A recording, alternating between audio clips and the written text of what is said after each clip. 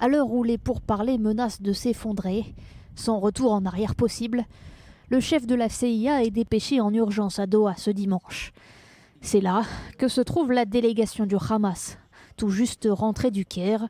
Après avoir transmis sa réponse aux médiateurs égyptiens et qataris, elle s'est donnée 72 heures pour des consultations avec ses dirigeants avant un retour en Égypte.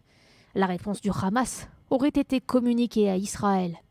Pendant cette mi-temps décisive, la balle est désormais dans le camp de Washington.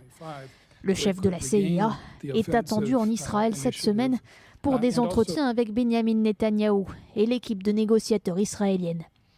Une seule mission, faire pression sur Jérusalem pour sauver les chances de concrétisation d'un accord.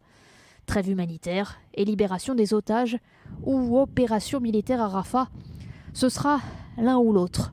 Sur le terrain, Tsahal se tient prêt, encore plus après l'attaque de Kerem Shalom qui a coûté la vie à 3 soldats israéliens. L'armée israélienne aurait commencé à déplacer la population gazaoui des quartiers est de Rafah vers une zone humanitaire. Point de friction numéro 1, toujours apparent dans les pourparlers, le Hamas veut un engagement clair pour être certain que l'accord de trêve conduira à terme à la fin de la guerre. Israël refuse. Pas de formule miracle, pour l'instant, trouvée par les médiateurs pour que les deux parties l'acceptent. D'où cette inquiétude réelle sur l'issue des négociations.